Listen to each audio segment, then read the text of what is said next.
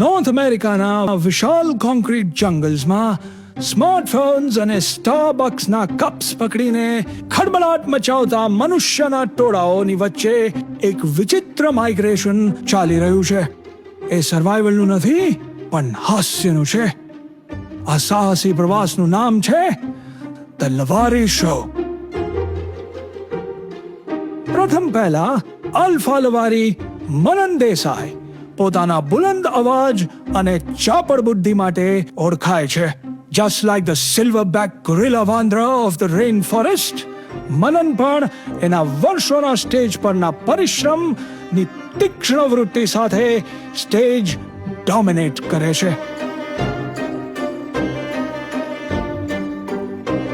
By his side is the chalak navigator and the unpredictable Chirayu Mistry. Chirayu એક મંગૂસની જેમ એના તીવ્ર ઓબ્ઝર્વેશનલ હ્યુમરથી એની છાપ છોડે છે. પછી આવે છે દીપ વૈદ્ય, ઝુંડનો ધીમો સળગતો પાયથોન. તે એના સેટને ટાઇટલી ગરમ કરે છે, તણાવ બનાવતા લાફ્ટરને ટીપે ટીપે નીચોવે છે, ને જ્યારે એનો શિકાર એટલે કે ઓડિયન્સની અપેક્ષા ઓછી હોય છે ત્યારે પંચલાઇન્સનો ડંક મારે છે.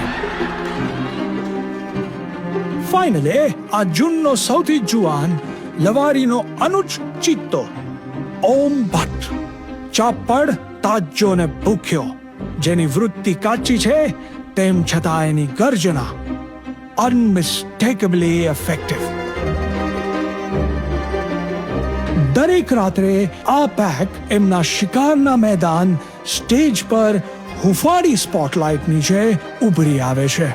એમની સમક્ષ ગુજરાતીઓનો દરિયો.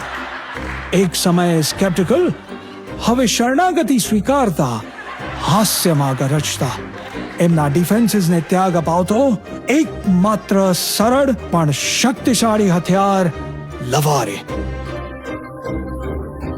અંતે આ ચાર જેસ્ચર્સ એક ટાઈમલેસ સત્ય સાબિત કરે છે. જીવનના મહાન ઇકોસિસ્ટમમાં કદાચ હાસ્ય is the ultimate survival skill.